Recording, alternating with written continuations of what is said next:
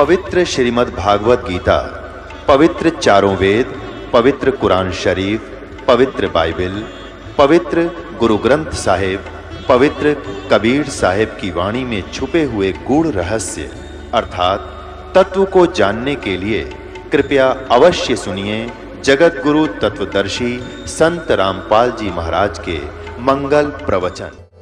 दर्शकों, आज के समय में व्यक्ति के जीवन में दुख और कठिनाइयों जैसी परिस्थितियां आना तो आम बात है और व्यक्ति कहीं ना कहीं इन परिस्थितियों से निकलने के लिए हर संभव प्रयास करता है। पर बात तो तब अटक जाती है जब व्यक्ति का जीवन ही समाप्त होने वाला हो और उसको अपनी मृत्यु अपने सामने दिखाई दे रही हो। कुछ ऐसी ही घटना घटित हुई है प्रीतम जी के साथ, जो रोहतक हरियाणा के निवासी हैं। इनकी कहानी हैरान कर देने वाली तो है ही, पर हमें यह भी संदेश देती है कि जीवन में सच्चे संत और सतभक्ति का होना कितना आवश्यक है। दर्शकों, आइए अब सुनते हैं प्रीतम जी के साथ हुए चमत्कार की सच्ची कहानी, इनकी अपनी जुबानी। नमस्कार जी। नमस्कार जी। क्या नाम है सर आपका? मेरा नाम प्रीतम दास। प्रीतम जी, कहाँ के रहने वाले हैं आप? मैं गांव बड़म, रोहतक, हरियाणा का रहने वाला हूँ। प्रीतम जी, आपने संत रामपाल जी महाराज से नाम दीक्षा कब ली? मैंने संत रामपाल जी महाराज से नाम दीक्षा सन 2003 में ली। संत रामपाल जी महाराज से नाम दीक्षा लेने से पहले क्या आप कोई भक्ति साधना भी करते थे?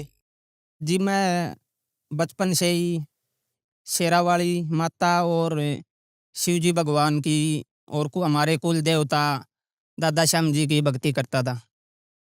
सर, आप शेरावाली माता की, शिवजी भगवान की और अपने कुल देवताओं की भक्ति करते थे, तो इन सब से आपको क्या क्या लाभ हुए? लाभ का तो जी पहली बात तो ये पता ही नहीं था कि लाभ क्या होता है और इसमें हानि क्या होती है। कि जो भी हमारे पूर्वज, हमारे दादा परदादा जो करते आ रहे थे, उन्हीं को देखते देखते भी हम भी यही पूजा पाठ करने लग गए। तो बस काम तो बस ऐसे ही चल रहा था, दुख भी साथ में इतने ही थे और लाभ तो बस नाम मात्र ही था। मतलब एक एक रुपए की तंगी रहती थी घर में। सर, आपने बताया कि पहले की भक्ति साधनाओं से लाभ हानि की कुछ ज्यादा समझ आपको नहीं थी, बल्कि आपकी नॉर्मल लाइफ में जो कुछ होता था उसे आप उन भक्ति साधनाओं का लाभ मान लेते थे, परंतु आपको उस भक्ति से नुकसान ज्यादा हो रहे थे। तो फिर इस दौरान आपको संत रामपाल जी महाराज की जानकारी कहाँ से मिली? संत रामपाल जी की जानकारी मैं आपको बताता हूँ। मेरे नाना जो कि संत रामपाल जी महाराज से नाम दीक्षित थे, वो करोथा आश्रम में जाते थे। तो उसके बाद वो हमारे घर पे आते थे। कबीर साहब के प्रति मेरा बहुत ही ज़्यादा वो था कि मैं कबीर साहब के बारे में जानने का इच्छुक था कि कबीर साहब के बारे में मेरे नाना जी कुछ बताएं। तो फिर मैं उस टाइम पे 9-10 वर्ष का था, तो मैं बीड़ी भी पीता था, हुक्का भी पीता था और 1-2 शादी में मेरे को यार दोस्तों ने ड्रिंक भी पिलाई थी। मेरी माताजी को इस बारे में पता चलेगा, मेरे पिताजी को भी।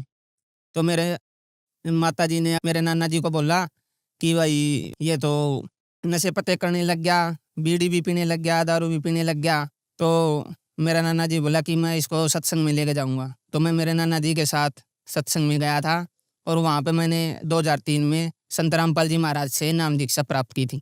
जैसा कि आपने बताया कि आपके माता पिता को ये परेशानी हुई कि आप नशा करने लग गए हैं और ड्रिंक भी करने लग गए हैं, तो क्या संत रामपाल जी महाराज से नाम दीक्षा लेने के बाद आपका नशा छूटा और क्या आपको कोई अन्य लाभ भी संत रामपाल जी महाराज से नाम दीक्षा लेने के बाद प्राप्त हुए? नशा तो जी 2003 के बाद और आज 2023 है। मैं हुक्का, बीड़ी, नशीली पदार्थ और मांस मिट्टी को आज तक भी नहीं लगाता, पीने की तो बात ही दूर है। सबसे पहला लाभ तो मैं आपको ये बताना चाहता हूँ। संत रामपाल जी महाराज अपने सत्संगों में कहते हैं, जो सत भक्ति करता है, अगर किसी की मौत भी आनी हो तो परमात्मा अपने बच्चे की उस मौत को टाल के अपनी उम्र भी बढ़ा देता है। तो सन 2013 में मेरा जीवन खत्म होना था। 2013 के बाद मेरी उम्र बिल्कुल थी नहीं, तो परमात्मा ने अपने कोटे से मेरी उम्र बढ़ाई है। 2013 में मेरे को बिजली की चाकी गंडासे की जो मोटर होती है उससे करंट लग गया था और ये मेरा कान पकड़ लिया था। ये यहाँ से निशान भी है और मेरे ही साथ में भी निशान है। ये निशान है इतना बड़ा, ये बिल्कुल तार गड़ गया था यहाँ पे। जैसे ही मोटर से मेरा करंट लग गया, तो मैं परमात्मा से मेरा एक ही निवेदन था कि हे परमात्मा, मेरे को तो सीधा सतलोक ही लेके चलियो, मेरे को यहाँ से इस काल के जाल से निकाल ले चलियो। तो क्या हुआ, मेरे छाती के अंदर से ऐसी तरंग निकलने लगी जैसे कि वेल्डिंग करते वक्त सफ़ेद सफ़ेद वाइट वाइट किरण निकलती है ना, तो मेरे छाती से ऐसे तेज स्पीड से निकल रही। और जो चाकी गंडासे का जो मिस्त्री था, जो जिसने मोटर बांध रखी थी, वो भी होश भूल गए कि भाई ये क्या होगा इसको, मेरे को तो समझ नहीं आ रहा। तो परली साइड मेरी माता जी जो मेरे लिए खाना बना रही थी, वहाँ पे गया कि बोला कि इसको भाई को दौरे दारे उठ रहे हैं क्या। तो मेरी माँ को तो पता चल गया दौरे दारे, तो उसको तो कभी वो बीमारी नहीं हुआ। तो वहाँ पे मेरी माँ भागी गई। तो उस वक्त क्या हुआ, मैंने परमात्मा से हाथ जोड़ के, मेरे ऐसे हाथ जुड़ गए, लेकिन मेरे एक हाथ दूसरी तरफ था, एक हाथ दूसरी तरफ था। मेरी अंतरात्मा ने ऐसे हाथ जोड़ लिए। मैंने बोला कि हे परमात्मा, मेरे को तो सतलोक लेके चलियो। परमात्मा ने मेरा ऐसे हाथ उठाया और जो करंट लग गया रहा था, जो तार था, और ऐसे छुटवा दिया। अगर परमात्मा उस टाइम पे, अगर गुरुजी संत रामपाल जी महाराज के अगर मैं शरण में नहीं होता, तो उस टाइम पे मेरी भी मौत होनी थी। और मेरी माता जी भागी आई, मेरे को ऐसे गले से लगा लिया, और मेरी माता जी भी वहाँ पे ख़त्म होनी थी, और मैं भी। मेरा एक छोटा भाई है जो कि बचपन से ही दिमागी रूप से कमज़ोर है और भोला है, वो भी ख़त्म होना था। मेरे पिताजी नशे पत्ते करते थे, तो हमारा परिवार तो बिल्कुल उजड़ना था, ख़त्म होना था। तो संत रामपाल जी महाराज की शरण में अगर हम थे, तो हमारा परिवार बस गया, और आज हम सुख से जीवन व्यतीत कर रहे हैं। सबसे बड़ा तो हमें ये लाभ मिला। एक लाभ और बताता हूँ आपको। 2020 में लड़की पेट में थी, तो जब इसकी माताजी को तीसरा महीना लगा हुआ था, तो उसकी ब्लीडिंग हो गई और बच्चा बिल्कुल ख़राब हो गया। डॉक्टर के पास फ़ोन किया, तो डॉक्टर ने बोला कि भाई बच्चा तो ख़राब हो गया है। तो हम हॉस्पिटल में गए, अल्ट्रासाउंड के लिए गए कि भाई देखते हैं, धड़कन चेक करवाते हैं, बच्चे में धड़कन है या नहीं है। डॉक्टर ने तो पहले ही बोल दिया था भाई कुछ नहीं है, बच्चा बिल्कुल ख़राब है। तो अल्ट्रासाउंड के लिए गई, तो उन्होंने कई देर तक ऐसे-ऐसे पेट में वो धड़कन चेक करने के लिए कई बार तक प्रयत्न किया, लेकिन धड़कन बच्चे की आ नहीं रही थी। तो डॉक्टर भी ये बोला कि भाई बच्चा नहीं है, बिल्कुल ख़राब है। तो इसकी माताजी को सारनाम मिला हुआ था, तो सारनाम का सुमन करा, और ये ऐसे-ऐसे सोच रही थी और रो रही थी कि हे परमात्मा, इतने दुनिया इंटरव्यू देती है और कहती है कि हमने ऐसे-ऐसे लाभ प्राप्त हुए हमें, मेरे को भी ऐसा कर दे कि मैं भी इंटरव्यू में कल बताने के लिए तैयार हो जाऊँ कि भाई मेरा बच्चा भी बच गया। तो जब उसने सारनाम का सुमन किया, तो उसी टाइम पे बच्चे में धड़कन आ गई, और बच्चा बिल्कुल स्वस्थ और अच्छी तरह ही परमात्मा की दया से हुआ। और मेरी गुड़िया का नाम भी परमात्मा ने रखा है, और वो गुड़िया इतनी तेज और इतनी मास्टरमाइंड है, ऐसा दिमाग है।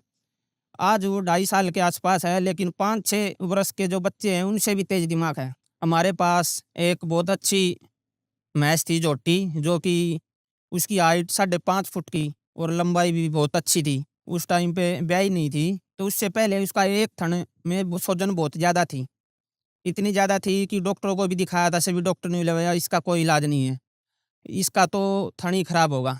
तो गुरुजी से प्रार्थना लगवाई, तो उसके ब्याहने के बाद वो थन बिल्कुल ऐसा का ऐसा हो गया जैसे और थन थे बिल्कुल। और वो झोटी की इसकी कीमत भी हमारी की बहुत ज़्यादा थी, और हमने कई साल वो रखी भी, और परमात्मा ने इतना अच्छा लाभ दिया कि उसका थन खराब होना था, और परमात्मा की दया से, संत रामपाल जी महाराज की दया से वो बिल्कुल ठीक हो गई। मेरी दूसरी गुड़िया हुई है, अभी 3 महीने की हुई है, 2.5-3 महीने की। तो जब अल्ट्रासाउंड करवाया था, तो उस टाइम पे उसकी नाक की हड्डी बिल्कुल नहीं थी। हमने 2 जगह अल्ट्रासाउंड करवाई। तो हमारे सभी, मेरी माताजी को और घरवालों को टेंशन होगी, चिंता होगी कि भई ये कैसी लड़की होगी। मैंने बोला मेरी माताजी को और अपनी घरवाली को, माँ टेंशन ना करो, आप संत रामपाल जी महाराज की शरण में हैं, जो कि पूर्ण परमात्मा हैं, और पूर्ण परमात्मा की भक्ति करवाते हैं, और वो सब कुछ ठीक करेंगे। तो परमात्मा की दया से आज वो लड़की की नाक इतनी अच्छी और इतनी सुंदर लड़की दी है परमात्मा ने, बहुत ही अच्छी, और आज बिल्कुल स्वस्थ है और अच्छी है। सर, आप क्या काम करते हैं? सर, मेरा गाँव में मेडिकल स्टोर है। सर, आप मेडिकल साइंस से रिलेटेड हैं, और आप ये कहते हैं कि संत रामपाल जी महाराज से नाम दीक्षा लेने के बाद आपको जीवन दान मिला। ये कैसे संभव हो सकता है? इस पर हम कैसे विश्वास करें? सर जी, मैं एक बात बताना चाहूँगा आपको, जहाँ पे मेडिकल साइंस फेल हो जाती है, वहाँ पे परमात्मा का ज्ञान और परमात्मा का चमत्कार शुरू होता है। मेडिकल साइंस तो कुछ भी नहीं है, परमात्मा भगवान के आसपास भी नहीं है, क्योंकि मेडिकल साइंस जहाँ पे डॉक्टर जवाब दे देते हैं कि भाई ये नहीं बचेगा या फिर ये ख़त्म हो चुका है, वहाँ पे परमात्मा जीवन दान देते हैं। परमात्मा तो चाहे वो कर सकते हैं, परमात्मा के डिक्शनरी में कोई भी इम्पॉसिबल वर्ड नहीं है। लेकिन आज के इस समय में, इस वर्तमान युग में मैं बताना चाहूँगा, लाखों कैंसर से पीड़ित हैं, एड्स से भी पीड़ित हैं और ऐसी-ऐसी भयंकर बीमारी है जिससे बहुत ही दुनिया परेशान है और दुखी है और मर भी रहे हैं। लेकिन आज जो संत रामपाल जी महाराज से नाम दीक्षित जिन्होंने ले रखा है, उनकी सभी की सभी बीमारियाँ ठीक होती है। कैंसर के रोग भी बिल्कुल ख़त्म और एड्स भी बिल्कुल ख़त्म। ऐसी-ऐसी भयंकर बीमारी है जो मेडिकल साइंस के पास इलाज ही नहीं है, और वो संत रामपाल जी महाराज से नाम दीक्षा प्राप्त करके सत भक्ति करके, उन सत भक्ति से सभी की सभी बीमारियाँ कट जाती है और ठीक हो रहे हैं। ऐसे-ऐसे लाखों प्रमाण हैं। जब मेडिकल साइंस नकार देती है कि इस बीमारी से ठीक होना संभव नहीं है, तब संत रामपाल जी महाराज से नाम दीक्षा लेने के बाद वो बीमारी का इलाज हो जाता है। ये कैसे संभव होता है? संत रामपाल जी महाराज शास्त्र विधि के अनुसार सत भक्ति और पूर्ण भक्ति और मोक्ष का मार्ग बताते हैं। संत रामपाल जी महाराज जो मंत्र देते हैं, उन मंत्रों में इतनी शक्ति है कि उन मंत्रों का जाप करने से हमारी सभी बीमारियां नष्ट हो जाती है, ख़त्म हो जाती है बिल्कुल। और हमें जो भी इस पृथ्वी पर जो हमें परमात्मा सुख देता है, वो हमें सर्व सुख प्राप्त होते हैं। सर, संत रामपाल जी महाराज से नाम दीक्षा लेने के बाद आपका नशा छूट गया, साथ ही साथ आपके परिवार की भी जीवन रक्षा हुई और भी अनेकों लाभ आपकी फैमिली को और आपको प्राप्त हुए। तो जो श्रद्धालु आज आपको सुन रहे हैं, आप उनको क्या संदेश देना चाहेंगे? सभी को मैं ये बताना चाहूँगा कि संत रामपाल जी महाराज से नाम उपदेश लें, भक्ति करें और सभी के सभी जितने भी इस संसार में सुख चाहते हैं, सर्व सुख मिलेंगे। और उनसे नाम उपदेश लो और भक्ति करो और अपना कल्याण करवाएं। सर, संत रामपाल जी महाराज से नाम दीक्षा कैसे ले सकते हैं?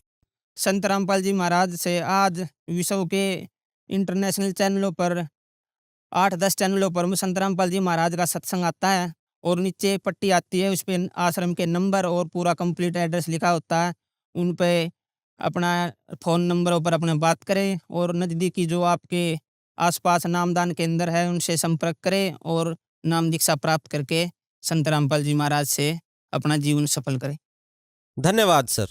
सत साहिब। अब जगत गुरु तत्वदर्शी संत रामपाल जी महाराज जी के सत्संग के माध्यम से उस अद्वितीय आध्यात्मिक ज्ञान के बारे में जानते हैं जिसके माध्यम से आप भी प्राप्त कर सकते हैं ऐसे आध्यात्मिक, मानसिक और भौतिक सुख जो अभी तक आपने सिर्फ मीराबाई, ध्रुव, प्रहलाद जैसे कुछ ही भक्तों की जीवन कथा में सुने होंगे। अब सुनिए तत्वदर्शी संत के संग शास्त्र अनुकूल भक्ति सत्संग, ऐसा अद्वितीय आध्यात्मिक ज्ञान जिसका है सर्वधर्मों के पवित्र शास्त्रों में प्रमाण। अब तुम बकरीद बनाते हो, बकरे को हलाल करते हो, एक बकरा तो वहां मिमा रहा है, अपनी जान जा रही है, रो रहा है, म्या म्या कर रहा है, और एक मुल्ला कूक रहा है मस्जिद में, हे अल्लाहू अकबर, हे अल्लाहू अकबर, इस बकरे की रूह को स्वर्ग में स्थान देना। जैसे उस मुल्ला के बाप का नौकर है वो भगवान है, उसके कहने तो उसने स्वर्ग में भेज देगा उस बकरे की आत्मा ने। परमात्मा कहते हैं जय या रू तें भिष्ट पिठाई तो कर तदबीर कबीला भाई। अगर तुझे डेफिनेट कॉन्फिडेंस है इस बात का कि ऐसी क्रिया से ये बकरे की आत्मा भिष्ट में चली जाती है, तो अपने परिवार ने करके दिखा, तो किसी एक इस तरह भेज उसको स्वर्ग में। तो इस तरह की परमात्मा की सच्चाई, इस कड़वी सच्चाई को वो बालक सहन नहीं कर सके, विरोधी बन गए। इसी प्रकार हिंदुओं को समझाया करते थे कि पांडे निपुण कसाई संतो, ये पांडे निपुण कसाई, ये बलि चढ़वाओ देवी कह के दे, काली कह के दे, भैरव कह, और ये गलत साधना बता रहे तुम्हारे को, शास्त्र विरुद्ध साधना दे। तो दोनों दुश्मन बन गए। और परमात्मा इन मुसलमानों को कहा करते और हिंदुओं को कहते थे, नहीं है दारमदारा वहां तो नहीं है दारमदार। उस दरगाह में धर्म राय है, लेखा लेगा सारा। मुल्ला को के बंग सुनावे ना बेरा करता रहा। और फिर परमात्मा हिंदुआन कहा करते थे कि वेद पढ़े पर भेद न जाने, ये बाँचे पुराण 18। और जड़ के आगे भोजन धर्या और भूल गया सृजनारा। एक पत्थर के मूर्ति का भोग लगाता फिर और भगवान ने भूला बैठा है। और बात करे मैं वेद का ज्ञाता हूं। खाक पड़ा तुमने वेद, वेद में लिखा कहीं ऐसी क्रिया करो। तो इससे वो सबक शुद्ध हुए और मुसलमान विरोधी कर दिए सारे मुसलमान उन पीरों और मुल्ला और काजियों ने कि कबीर काफिर है, हमारे धर्म की तौहीन करता है, ये मांस खाने को भी मना करता है, हमें राक्षस बताता है। एक दिन सिकंदर लोधी चला गया वहां पर बनारस में, काशी में, क्योंकि वो पूरा सम्राट था। दिल्ली के बादशाह के अंतर्गत सभी छोटे नरेश नवाब आते थे। तो वीर देव सिंह बघेल काशी का नरेश था। वो राजा सम्राट यानी दिल्ली के बादशाह के अंतर्गत था। जैसे आजकल अन्य स्टेट हैं, लेकिन सेंटर में हमारे प्रधानमंत्री के अंतर्गत आते हैं, ऐसा वो प्रधानमंत्री समझ लो उस समय। तो वहां जाते रहते थे, अपने अन्य नवाबों के पास कुछ टैक्स वैक्स लेते थे वहां से, और उन वहां की पब्लिक की कुछ ग्रीवेंसेज भी सुना करते थे। मुल्लाओं को, काजियों को पता चला कि हमारा बादशाह आया है मुसलमान, क्योंकि वो हिंदू था इसलिए वो उसको कंप्लेंट नहीं कर पा रहे थे कि ये नहीं सुनेगा हमारी बादशाह आ गया। सारे मुल्ला काजी इकट्ठे होकर हजारों की संख्या में जाकर लागे नारे लाने। सिकंदर लोधी ने पूछा भाई बताओ क्या बात है। उन्होंने बताया जी एक काफिर है हिंदू, नाम कबीर है, जुल्हा के घर जन्म है, और वो हमारे धर्म की बेइज्जती करे, अपने आप को भगवान बताता है। वो कहता है हम ही अलख अल्लाह हैं, कुतुब गोस और पीर, गरीबदास खालिक दनी, हमारा नाम कबीर, मैं वो अल्लाह अकबर हूँ। भगवान ऐसा कहता, हमारा तो जीना हराम कर दिया है, हमारी तकत नाक काट दी उसने।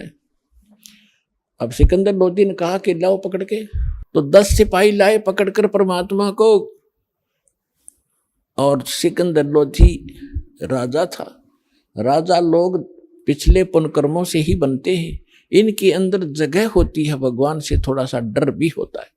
तो उसने सोचा साधु संत फकीरों को बेमतलब दुखी नहीं करना चाहिए, लेकिन जनता के सामने राजा विवश होता है, अगर इसको कोई दंड नहीं दूंगा तो ये लोग मेरा विरोध करेंगे। इसलिए उसने कहा कि आप अपने आप को खुदा कहते हो, हमारे हजरत मोहम्मद जी ने एक गाय को मारकर वचन से और जीवित कर दिया था। यदि तू अल्लाह है और यह अल्लाह का रसूल है, पैगंबर है, तो इस गाय को हम कत्ल करेंगे, इसको जीवित करना। तो वहां पूरी सभा के अंदर एक गाय कत्ल कर दी। गर्भवती गाय थी, 4 टुकड़े हो गए मां बेटों के। और सिकंदर लोधी ने कहा कि अब करके दिखा जीवित इसको, नहीं तो तेरी गर्दन काट दूंगा। परमात्मा बोले कि किसी भगवान की या किसी परमात्मा के रसूल की ये पहचान नहीं है कि वो मुर्दे ही जीवित कर दे, तभी उसको पहचाना जाता है। उसकी और भी अन्य बहुत पहचान होती है। तो सिकंदर लोधी कहता है मैंने जो कहा वो कर, अन्यथा अगर तलवार निकाल ली। परमात्मा उठे, एक थपकी गाय का लगा दी, एक बच्चे का।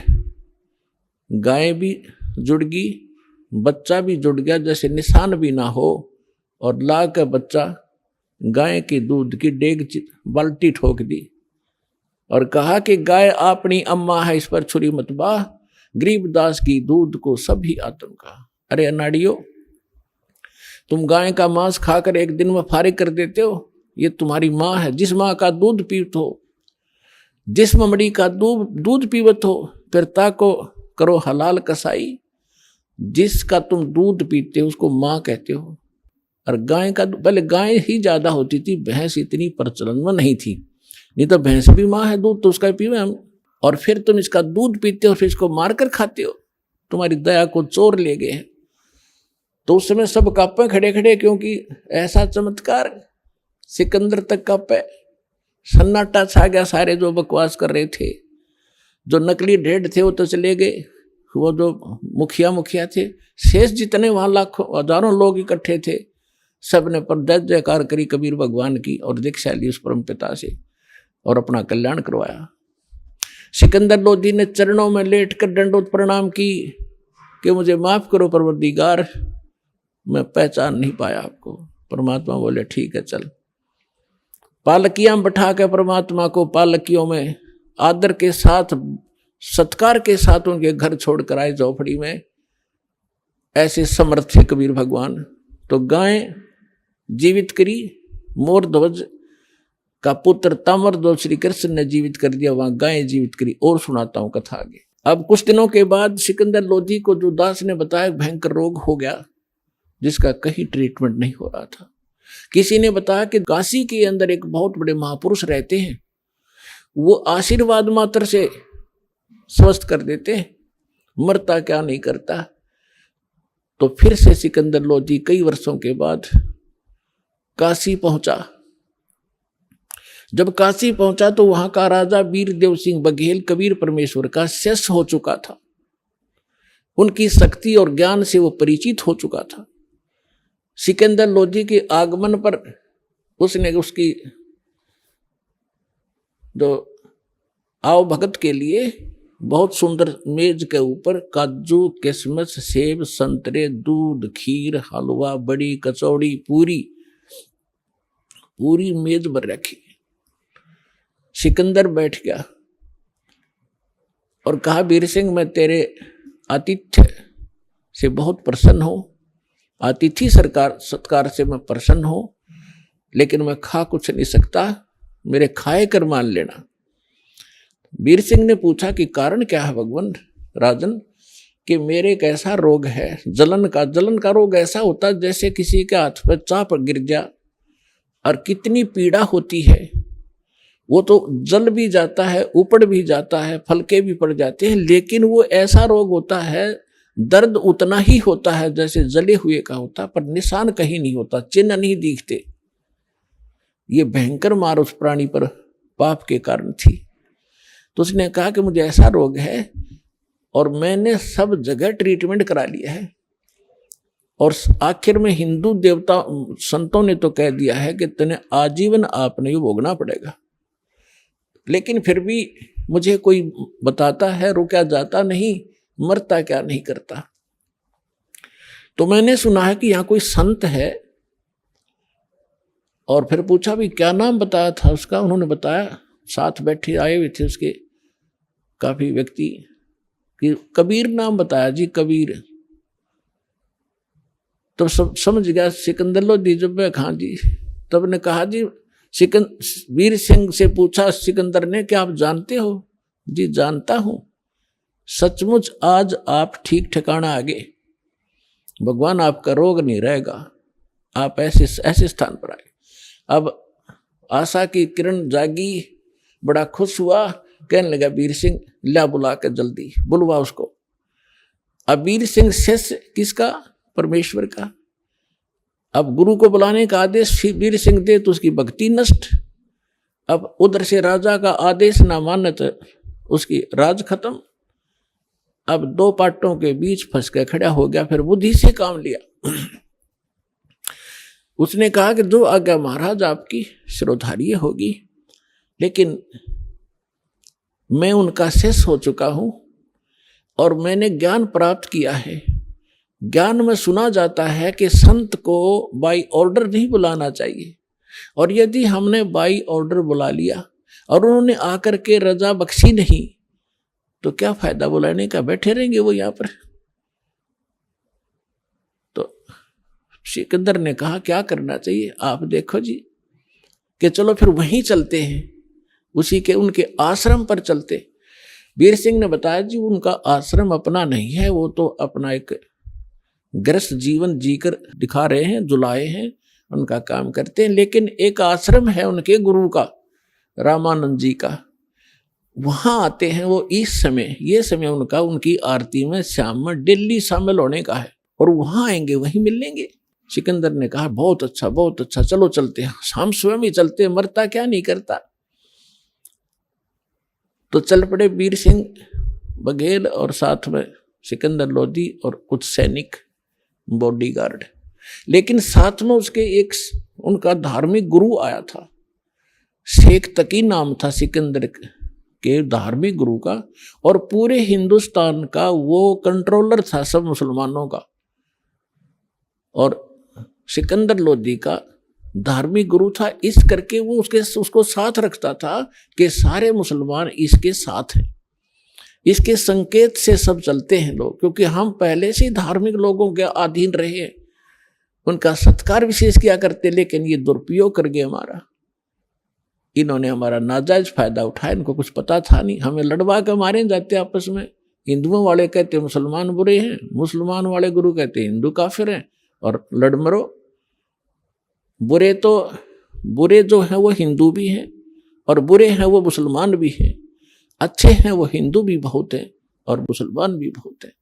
तो कोई जीव मजहब धर्म के कारण बुरा नहीं होता, कर्म से बुरा होता है। तो दोनों चल पड़े। अब जब रामानंद जी की थोड़ी ही आपको यहाँ एक थोड़ा कुछ हेडलाइन सी सुनाऊंगा, सारी नहीं। परमेश्वर कबीर जी 5 वर्ष की लीला दिखा रहे थे, लीला में आयु। स्वामी रामानंद जी ब्राह्मण जाति में जन्मे थे, बड़े विद्वान प्रसिद्ध थे, 4 वेदों, 18 पुराण, 11 उपनिषद, महाभारत, गीता, इन सब को कंठस्थ याद कर रखा था, और 104 वर्ष के हो चुके थे जब परमात्मा 5 वर्ष के थे।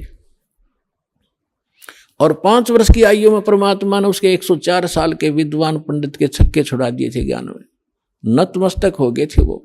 और फिर दिखा था कि हम ही अलखला है कुतुब गोस और पीर, गरीबदास खालिक धनी हमरा नाम कबीर, ए स्वामी श्रेष्ठा में सृष्टि हमारे तीर, दास गरीब अगर अधर बसूं वहां रहता हूं सतलोक में, मेरा नाम कबीर। इस बात से रामानंद क्षुब्ध हुआ था कि तू दानक का बेटा, जुल्हाय का पुत्र, मांग कर तू एक रोटी टुकड़ों पर पलने वाला व्यक्ति अपने आप को भगवान कहता है।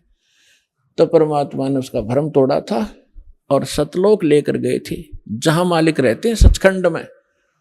वहां देखा था वही धानक रूप में, एक पहले एक देखा, दूसरा रूप में परमात्मा विराजमान थे, और फिर जाकर उस तख्त पे बैठे भगवान खड़े हो गए थे, और नीचे से 5 वर्ष का वो धानक का बेटा गया था, वो सिंहासन पर विराजमान हुआ था।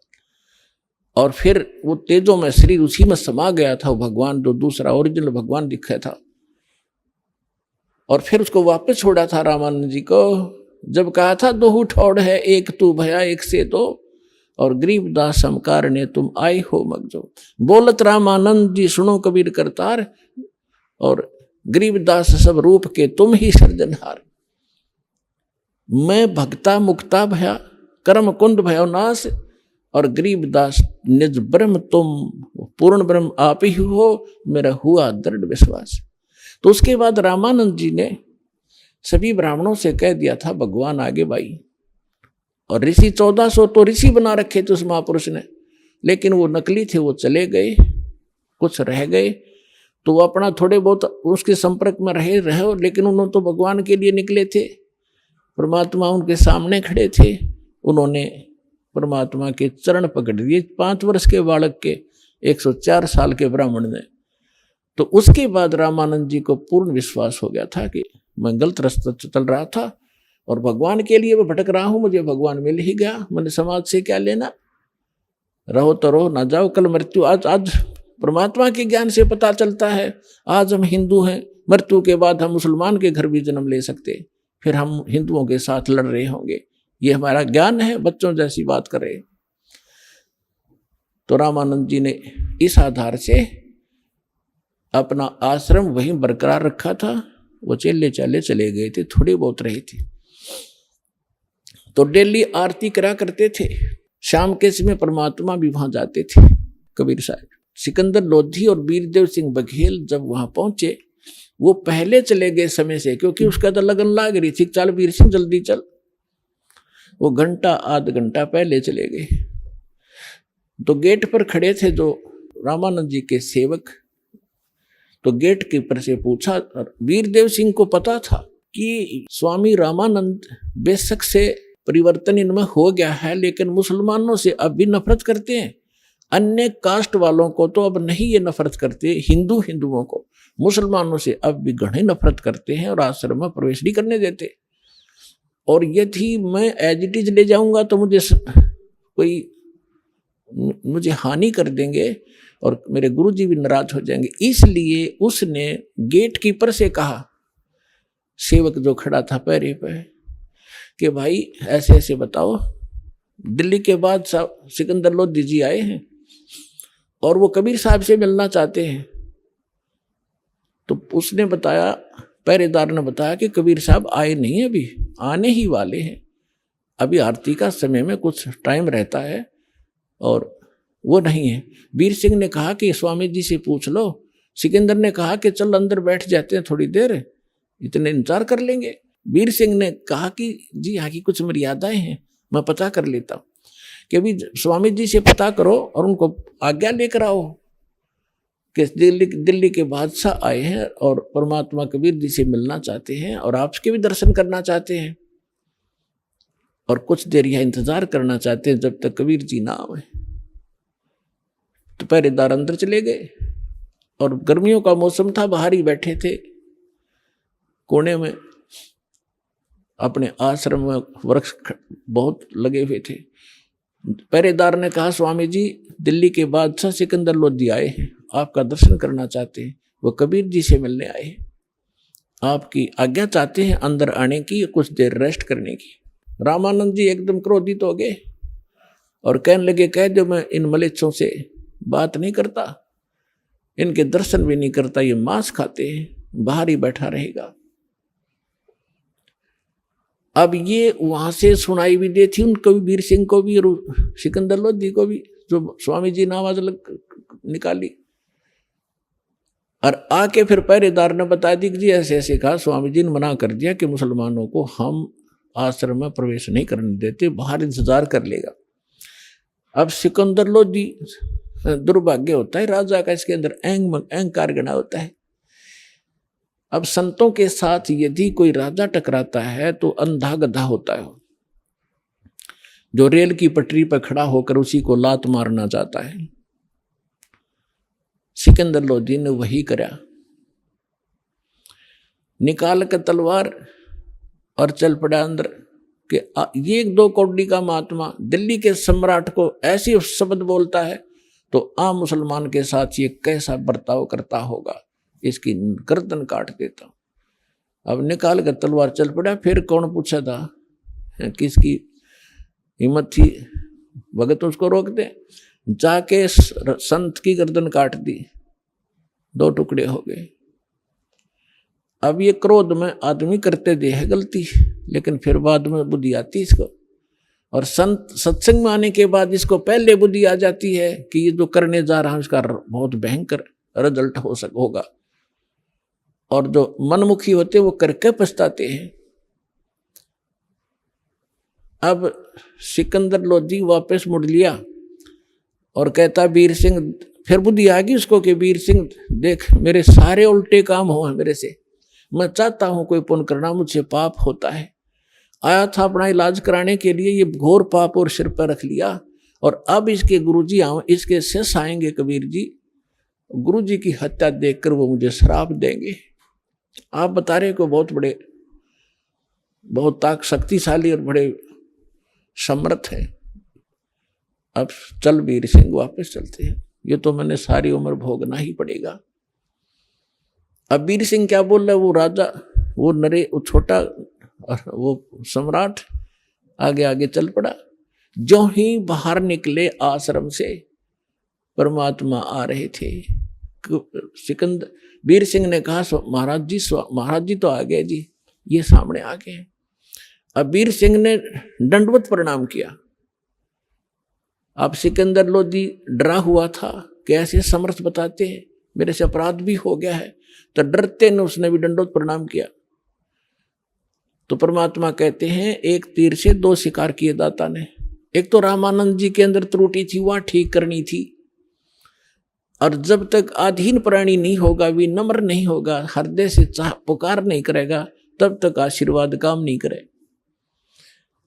अब जब तक यह घटना ना घटती, सिकंदर लोधी के अंदर इतनी नम्रता नहीं आती और परमात्मा भी उसके ट्रीटमेंट में जानकर नहीं कर पाते, क्योंकि वो करते नहीं ऐसे व्यक्ति को जब तक वो विनम्र नहीं हो ले।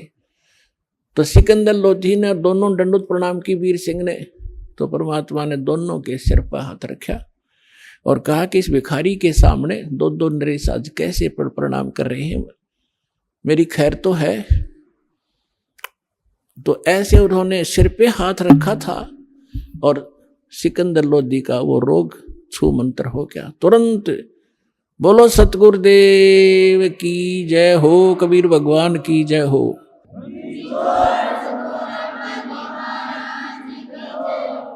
अब सिकंदर लोधी ने दृढ़ता से पैर पकड़ लिए, एकदम स्वस्थ हो गया जैसे कभी रोग था ही नहीं। रोता ही रहा, पड़ा पड़ा। कबीर साहब ने कहा, उठो राजन उठो, क्या बात होगी? कि भगवान परमात्मा ने पूछा कैसे आना हुआ? कि जिस लिए आया था वो तो आपने ठीक कर दिया, लेकिन मुझसे एक भयंकर भूल बन गई, ऐसी गलती बन गई दाता आप माफ नहीं कर सकते।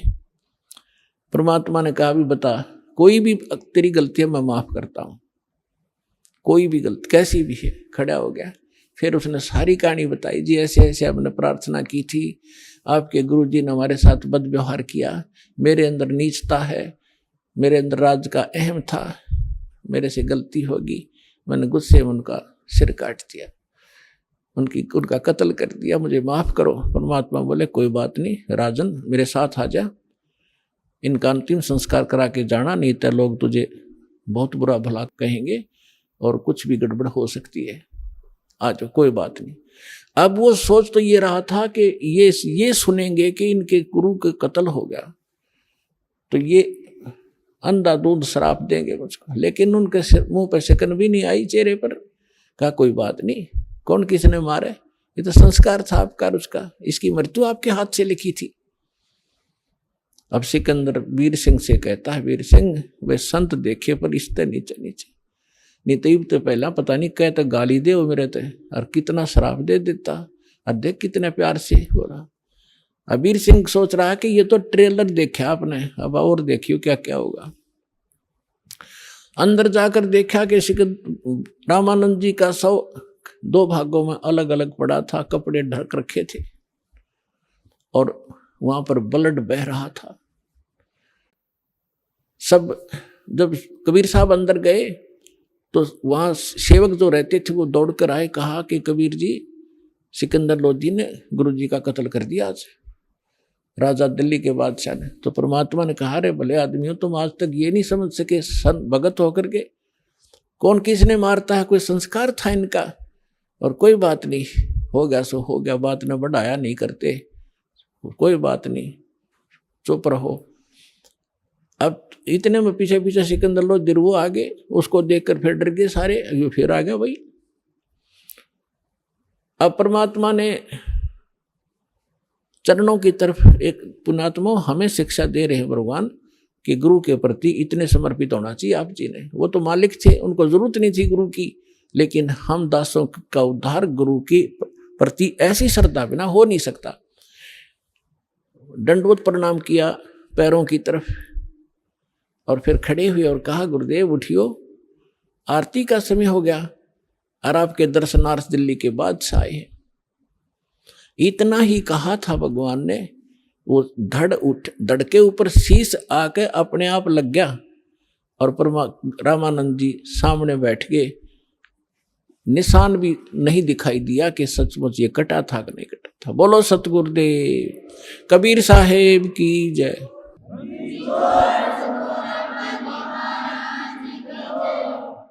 अब रामानंद जी ने जब देखा सामने सिकंदर फिर खड़ा है, उसका फिर तौड़ी पड़ गई सलवटे माथे पर। तब परमात्मा ने कहा कि भगवान, हम सभी एक परमात्मा के बच्चे हैं, लेकिन उधर से दिमाग हटा के कबीर साहब ने, रामानंद जी ने देखा सामने, और क्या देखा कि आधे कुछ तो ब्लड बह रहा था और कुछ दूध, आधे हिस्से से ब्लड आधे से दूध निकला बॉडी से, तब कबीर साहब से पूछा कि हे भगवान, मुझे ये कारण बताइए, मेरे शरीर से या तो ब्लड निकले, दूध का मतलब क्या, तो आधा दूध कैसे निकला? तो परमात्मा ने कहा कि जब से आप को ज्ञान हुआ है, उसके बाद आपने हिंदुओं के शूद्रों से तो नफरत छोड़ दी। पहले ये ब्राह्मण लोग शूद्र जाति वालों के कपड़ा भी नहीं लगने देते थे, और जब परमात्मा शूद्र जाति में ही थे, जुल्हा जाति में जब परमात्मा की पहचान हुई, रामानंद जी ने सीने से लगा लिए थे सारे समाज के सामने। और उसके बाद कोई, उससे पहले वो केवल ब्राह्मणों को दीक्षा देते थे, अन्य को नहीं देते थे। उसके बाद सभी कौम को, हिंदुओं को वो दीक्षा देने लग गए थे। अब परमात्मा ने बताया कि स्वामी जी, हम परमात्मा को तभी प्राप्त कर सकते हैं जब हमारे अंदर से राग और द्वेष दोनों नाश होंगे। आप हिंदुओं से तो नफरत करना छोड़ चुके हो, शूद्रों से, लेकिन मुसलमानों से अभी नफरत करते हो। परमात्मा के सब बच्चे हैं आपके, आज तक आप भी यही सोच रहे हो कि ये मुसलमान और ये हिंदू है। उस मालिक के जीव हैं हिंदू और मुसलमान, यहाँ हमने अलग से अपनी पहचान बनाकर हम दो बनकर दुखी हो रहे। 1 घंटे तक परमात्मा ने इसी विषय पर सत्संग सुनाया। रामानंद जी की आंखों में आंसू पड़ने लगे, कहने लगा, भाई मैं गढ़ा निकम्मा आदमी था, आज तक मेरे अंदर ये दोष बरकरार था, आपने मेरी आंख खोल दी। खड़ा होकर उस महापुरुष ने सिकंदर लोधी को सीने से लगा लिया कि बेटा, मेरी घड़ी भूल थी, आज मेरी आंख खोल दी मेरे बच्चे ने। भगवान है ये, लेकिन आज मेरी वो सारा दोष भी समाप्त हो गया। आज के बाद मैं किसी के प्रति कोई नफरत नहीं रखूंगा। बोलो सतगुरुदेव।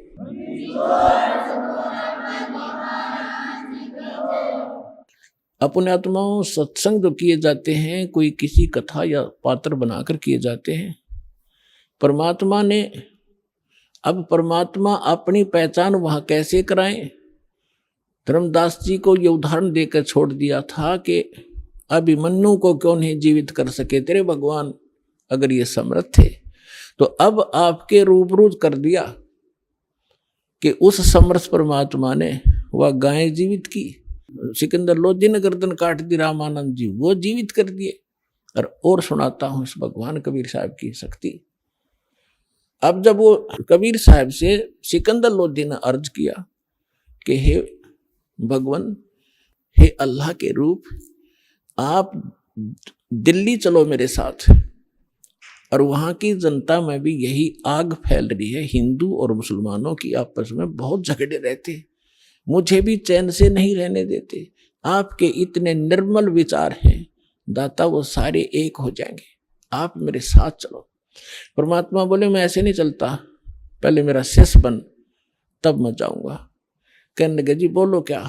शिष्य बन गया मैं? मेरे तो जीवन ही नहीं था, आपने दान दिया है जीवन, मैं आपका शिष्य, आप मेरे मालिक हो। परमात्मा बोले, सुन ले, कुछ नियम होते हैं शिष्य के। शराब, मांस, तमाकू छुआ नहीं का, और अपने राज्य में मुनादी कर देना, प्रतिबंध लगा देना, कोई जीवन सा नहीं करेगा। अब उसने कहा कि देखो जी, मैं प्रयोग नहीं करूंगा मांस आज के बाद, ये मेरा पक्का वायदा हो लिया। तम्बाकू भी नहीं प्रयोग करूंगा, शराब तो हम प्रयोग करते ही नहीं। अभी आपने सुने संत रामपाल जी महाराज के मंगल प्रवचन। आइए अब सुनते हैं संत रामपाल जी महाराज से नाम दीक्षा लेकर सतभक्ति करके अद्भुत लाभ प्राप्त करने वाले अनुयायी के विचार। ग्वालियर के सतेंद्र जी की कहानी किसी फिल्मी कहानी से कम नहीं है। एक समय था जब वे अपने परिवार के साथ देवी देवताओं की पूजा और मंदिरों में जाकर साधना करते थे। 2007 में एक संत ने उनके बड़े भाई नीलेश को ये कहा कि सही गुरु तलाश करो, और सही गुरु की पहचान वो है जो सृष्टि की रचना का रहस्य समझा सके। कुछ समय बाद सतेंद्र जी के परिवार को एक ऐसे संत का पता चला जो इस प्रश्न का उत्तर दे सकते थे, और ये संत कोई और नहीं थे बल्कि संत रामपाल जी महाराज ही थे। परिवार के सदस्यों ने आश्रम में जाकर उनका सत्संग सुना, और वहां से इनके जीवन का नया अध्याय शुरू हुआ। संत रामपाल जी महाराज से नाम दीक्षा लेने के बाद सतेंद्र जी और इनके परिवार ने अनेक चमत्कारों का अनुभव किया। ब्रेन ट्यूमर से जूझते हुए इनके भाई को संत रामपाल जी की कृपा से जीवन दान मिला। ऑपरेशन के दौरान मोबाइल में अचानक संत रामपाल जी महाराज द्वारा बताई गई आरती चलने लगी, जो इस बात का संकेत था कि संत रामपाल जी महाराज उनके साथ हैं।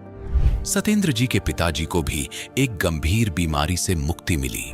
डॉक्टरों ने सतेंद्र जी के पिताजी के पैर काटने की बात कही थी, लेकिन संत रामपाल जी महाराज से की गई प्रार्थना से उनका पैर बिल्कुल ठीक हो गया। इन सभी घटनाओं ने सतेंद्र जी और उनके परिवार को संत रामपाल जी महाराज की शरण में स्थायी रूप से बसा दिया और उनका जीवन हमेशा के लिए बदल गया। दर्शकों, अब आइए सुनते हैं सतेंद्र जी के जीवन परिवर्तन की कहानी उन्हीं की जुबानी। नमस्कार सर। नमस्कार सर, क्या नाम है आपका? सत्येंद्र सिंह नरवरिया, ग्वालियर मध्य प्रदेश। सर, संत रामपाल जी महाराज से नाम दीक्षा लेने से पहले आप क्या भक्ति साधनाएं करते थे? संत रामपाल जी महाराज की शरण में आने से पहले हम देवी देवताओं की भक्ति करना और जैसे मंदिरों में जाना, यही साधना करते थे जो हमारी परंपरा में चली आ रही थी। आपको संत रामपाल जी महाराज के बारे में कहाँ से जानकारी मिली? एक बार क्या हुआ सन 2007 में कि हमारे यहाँ पे भागवत हुआ था। तो भागवत होने के बाद एक कोई संत मिले, हमारे भैया थे नीलेश दास, वो बड़े हैं हमसे। तो उनको जैसे ही वो भागवत का जब भोग पड़ा, उसके बाद एक संत मिला, उन्होंने वो सेवा किया करते थे संतों की। तो उन्होंने ये कहा कि हम गुरु उसको बनाएंगे जो ये बताएगा कि ये संसार की उत्पत्ति कैसी हुई है। तो उन्होंने कहा समय आने पर तुझे पता लग जाएगा। और इतना क्या कि वो संत जी चले गए। और फिर उसके बाद क्या हुआ, एक राघवेंद्र सिंह है जिन्होंने संत रामपाल जी महाराज से नाम दीक्षा ले रखी है। तो उन्होंने बताया कि जो जिसकी आप तलाश कर रहे हैं कि वो सृष्टि रचना कैसे हुई है, क्या हुई है, तो हमारे साथ चलो आप। मैंने कि कहाँ ले जा रहे हो हमें? तो मैंने कि हम तुम्हें लेके चल रहे हैं हरियाणा हिसार में, कि एक ऐसे संत हैं जो ये सब कुछ बताते हैं। तो वैसे ही उन्होंने परमात्मा की चाह थी पूरे परिवार को। हमारे माता पिता ने बाल योगेश्वर प्रेम रावत हैं जो सतपाल जी महाराज के छोटे भैया हैं, उनसे मम्मी पापा ने नाम ले रखा था। तो यही क्वेश्चन भैया किया करते थे, मैं गुरु बना लूँगा कि आप ये बताओ कि ये सृष्टि रचना कैसे हुई। तो किसी के पास कोई उत्तर नहीं था। तो वो राघवेंद्र दास जी के साथ गए। उसके बाद जब भैया पहुँचे, नहाया धोया, वहाँ सारी व्यवस्थाएं थी और संत रामपाल जी महाराज वहाँ सृष्टि रचना बता रहे थे। शास्त्रों के अनुसार जब प्रमाण देखे तो उन्होंने नाम लिया। और ऐसे ही फिर उसके बाद सारा परिवार धीरे धीरे करके 27 दिसंबर 2008 को मैंने नाम प्राप्त किया। सर, संत रामपाल जी महाराज के अनुयायी बताते हैं कि उनको संत रामपाल जी महाराज से नाम दीक्षा लेने के बाद बहुत सारे लाभ प्राप्त होते हैं। तो क्या संत रामपाल जी महाराज से नाम दीक्षा लेने के बाद आपको भी कोई लाभ प्राप्त हुए? हमारे परिवार को और जितने भी हमारे परिवार के सदस्य हैं, सबको संत रामपाल जी महाराज सबने नाम ले रखा है और सबको कोई ना कोई लाभ अवश्य हुआ है। जैसे हमें स्नोफीलिया था पहले, तो हम एक स्नोफीलिया होता है यहाँ फेफड़ों लंग्स में, यहाँ दर्द करते हैं, तो हम एक इंजेक्शन रोज लगवाया करते थे। ठीक है, तो संत रामपाल जी महाराज से नाम लिया, फिर प्रार्थना की, तो उस दिन के बाद हमने कोई इंजेक्शन नहीं लगवाया। और हम सारा परिवार, हम भिंड से, हमारा ग्वालियर रहते हैं हम लोग, तो भिंड से ग्वालियर हम उसमें आ रहे थे कार में, तो जेसीबी आ रही थी इस साइड में और जेसीबी से हमारी गाड़ी ऐसे निकल गई, हमें पता ही नहीं चला। जैसे 3 टाइम की आरती देते हैं संत रामपाल जी महाराज, सुबह की, दोपहर की और शाम की। तो अशुद्ध के अंदर रेमेडी करते हुए आ रहे थे, तो इतनी सी जगह में परमात्मा ने गाड़ी निकाल दी। संत रामपाल जी महाराज ने गाड़ी निकाल दी और हम लोग बिल्कुल सेफ बचा दिया। और परमात्मा ने वहाँ हमें ख़त्म हो जाना था। सत्संग में संत रामपाल जी महाराज बताते हैं कि जैसे कोई अगर आने वाले समय में कोई पाप कर्म भारी हो तो उसको हल्का करके टाल देते हैं। ऐसा ही हुआ सन 2008 में हमारे भैया ने नाम लिया। ठीक है, नाम लेने के बाद भक्ति करते रहे। 2011 में कोई पाप कर्म उनका आया तो उनको ब्रेन ट्यूमर हो गया। तो ब्रेन ट्यूमर होने के बाद यहाँ ग्वालियर में दिखाया विद्या हेल्थ इमेजिन पे, तो वहाँ पॉजिटिव आया। तो फिर विश्वास नहीं हुआ, फिर उनकी चलो यहाँ नहीं तो पहले गुरुजी पे चलते हैं। तो जब संत रामपाल जी महाराज पे गए तो वहाँ तो गुरुजी ने से संत रामपाल जी महाराज से प्रार्थना लगाई। संत रामपाल जी महाराज ने बोला कि चेकअप कराओ, तो वहाँ ब्रेन ट्यूमर कैंसर पाया गया। तो फिर बोला कि संत रामपाल जी महाराज से प्रार्थना लगाई कि संत रामपाल जी महाराज बोले कि बेटा ऑपरेशन करा लो, परमात्मा आपके साथ रहेगा। ठीक है, तो फिर आ गए हम लोग। फिर पैसे की व्यवस्था नहीं थी, 6-7 लाख रुपए खर्च होने थे। तो संत रामपाल जी महाराज ने कहा कि जा बेटा, तू घर जा, तेरी पैसे की व्यवस्था मिलेगी। ऐसे ही अब जब हमने किसी को बताया नहीं तो रिश्तेदार पैसे लेके आ गए घर पे। ठीक है, जैसे ही पैसे लेके आ गए फिर दिल्ली गए, तो गुरुजी ने तो आदेश दे ही रखा था कि संत रामपाल जी महाराज साथ रहेंगे, संत रामपाल जी महाराज। तो फिर हुआ क्या, तो जैसे ही वो ऑपरेशन थिएटर में गए, तैसे ही जैसे मोबाइल रखा होता है तो ऑटोमेटिकली उस मोबाइल से जैसे ही ऑपरेशन थिएटर में अंदर गए, तैसे ही मोबाइल में अपने आप आरती स्टार्ट हो गई। तो हमें विश्वास हुआ कि संत रामपाल जी महाराज आ चुके हैं। फिर ऑपरेशन हुआ, ऑपरेशन सक्सेस हो गया। अब संत रामपाल जी महाराज कहते हैं कि जैसे किसी के मस्तक में सूली होती है तो वो कांटों में टल जाती है। जब भैया हमारे दिल्ली से पारस हॉस्पिटल गुड़गांव में पड़ता है, वहाँ से ऑपरेशन करा के लौटे तो उनकी और ज़्यादा तबीयत खराब हो गई।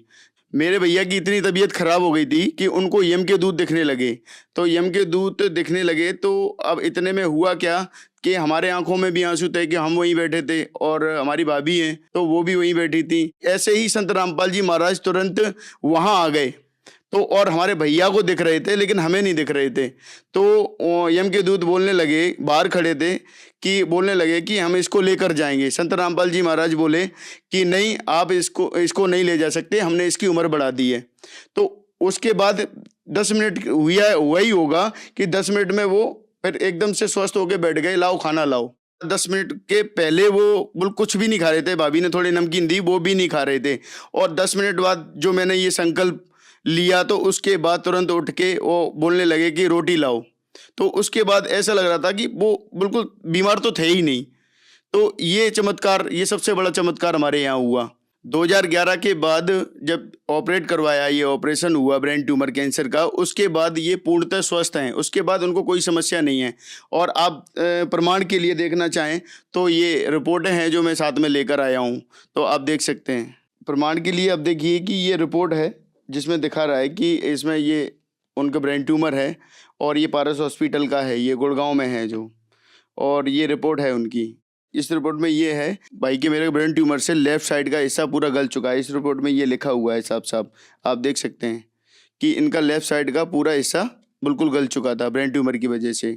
और ये लास्ट स्टेज था, डॉक्टरों ने मना कर दिया था। जो संत रामपाल जी महाराज की दया से आज हमारे भाई बिल्कुल स्वस्थ हैं, ये आप देख सकते हैं। और इसके साथ साथ ये रिपोर्ट है ये एक्सरे की, इसमें ये लेफ़्ट साइड का जो हिस्सा है जो रिपोर्ट में भी दिया है, ये एक्सरे में भी दिया है, ये सारा गल चुका था।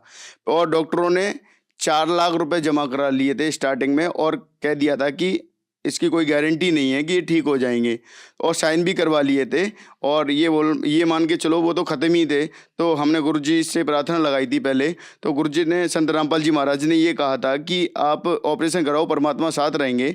और संत रामपाल जी महाराज वहाँ जब ऑपरेशन हो रहा था तो परमात्मा साथ में थे और ऐसा लग रहा था, महसूस हो रहा था कि परमात्मा साथ में है और वो ऑपरेट कर रहे हैं। जैसा कि वेदों में लिखा है कि सच्चे गुरु से नाम लेकर और सत साधना करने वाले की परमात्मा 100 वर्ष की आयु प्रदान करते हैं। ऐसे ही संत रामपाल जी महाराज से नाम लेकर और नाम दीक्षा लेकर अगर भक्ति करेंगे तो सारे सुख भी देगा परमात्मा और सारे लाभ भी होंगे और सारी दुख दर्द भी ठीक होंगे।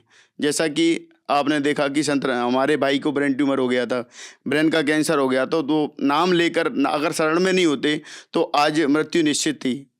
ठीक है, तो ये लाभ हमें, विशेष लाभ हमें ये मिला, हमारा घर बर्बाद हो जाता। एक लाभ और बताता हूँ कि हमारे पापा को कैंसर से भी ज़्यादा खतरनाक बीमारी थी, जैसे गैंग्रीन बोलते हैं जिसको। तो उसमें क्या होता था, जैसे कांटा लग गया, कांटा लगने के बाद क्या पूरा ये पैर साइड में तो पूरा मवाद दौड़ गया। तो डॉक्टर बोले कि भाई ये क्या, इसको पैर को काटना पड़ेगा। तो अब जब पापा हमारे बिल्कुल रोए, क्योंकि उन्होंने भी संत रामपाल जी महाराज से नाम ले रखा है, तो इतना कहते हैं कि पैर कटेगा, तो वो सोचने लगे कि एक पैर से हम कैसे लगेंगे। तो वो बहुत भयंकर रोए। तो रोने के बाद उन्होंने हमें बताया कि ऐसे ऐसे उनकी गुरुजी से प्रार्थना लगाओ, संत रामपाल जी महाराज से। तो उन्होंने प्रार्थना लगाई जैसे ही, तो उसके बाद डॉक्टर हैरान था कि भाई कल तो इतना मवाद था और आज क्या हो गया, आज क्यों सूख गया ये। तो बिल्कुल सूख गया वो, और आज तक वो स्वस्थ हैं। एक लाभ और बताते हैं, पापा को वो जा रहे थे बाइक से, तो बाइक से जा रहे थे, एक बच्चा आ गया था छोटा सा, तो उन्होंने एकदम ब्रेक लगाई तो उनकी ये नाक भी फट गई, यहाँ से बिल्कुल गेरोस हो गए। तो और वहाँ परमात्मा ने रक्षा की, तो ये नाक फट गई थी, तो परमात्मा की दया से वहाँ भी कुछ नहीं हुआ। तो बहुत सारे लाभ परमात्मा ने हमें दिए इस सत साधना से। संत रामपाल जी महाराज से जब हमने नाम लिया, नाम लेने से पहले क्या है, हमारे यहाँ दारू का बिजनेस चलता था। तो जब नाम लेने के लिए गए तो संत रामपाल जी महाराज ने पापा से बताया कि आप क्या करते हो, तो उन्होंने बताया कि हम ऐसे ऐसे करते हैं। तो गुरु जी संत रामपाल जी महाराज बोले कि तुम्हें ये छोड़ना पड़ेगा, नहीं तो तुम्हारा पूरा परिवार का नाश हो जाएगा और कोई भी जीवित नहीं रहेगा।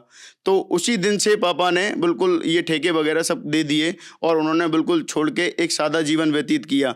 तो आज वो बात सिद्ध हो जाती, जैसा कि हमारे सामने इतनी सारी कठिनाइयाँ आई, ब्रेन ट्यूमर का ऑपरेशन हुआ, पापा का पैर कटना था और भी एक्सीडेंट होने थे, उसमें हम सब खत्म हो जाने थे। तो आज वो सिद्ध हो जाती, वो संत रामपाल जी महाराज ने हमारे कर्मों से बिल्कुल मेट दी और मेट के बिल्कुल आज हम सुखी जीवन व्यतीत कर रहे हैं और अपनी भगवान की भक्ति कर रहे हैं संत रामपाल जी महाराज से नाम लेकर। पहले जब शराब का हम बिजनेस करते थे, हमारे पापा करते थे, तो उसमें क्या है 2 नंबर का पैसा आता था। तो उसमें उस जो पैसा आता था उसमें कोई सुख शांति नहीं थी।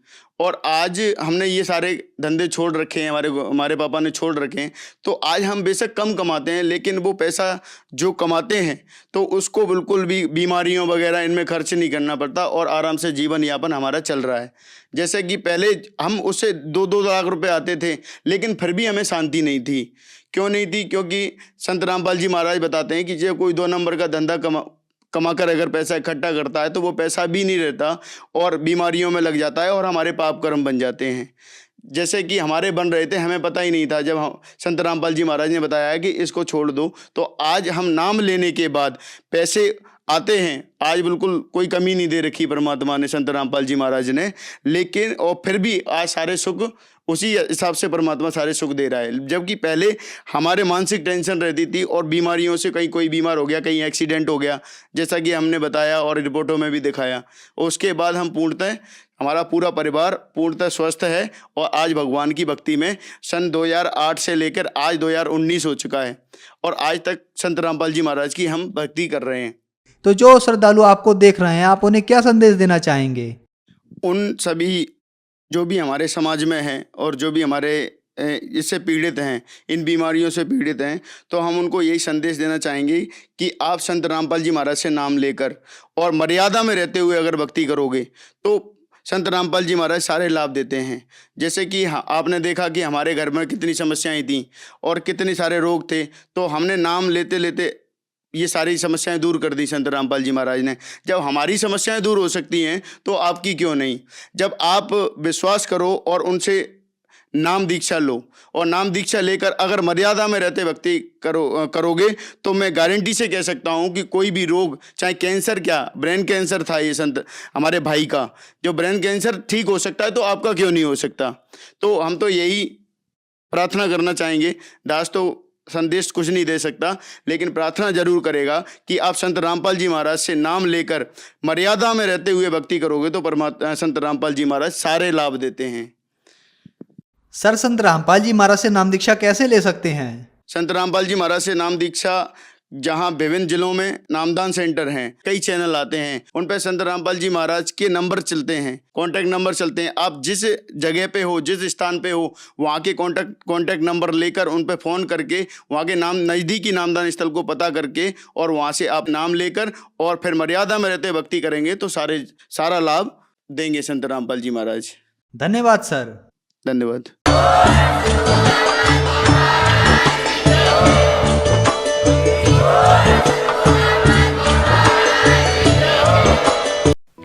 आप सुन रहे थे जगत गुरु तत्वदर्शी संत रामपाल जी महाराज के मंगल प्रवचन। अधिक जानकारी के लिए संपर्क करें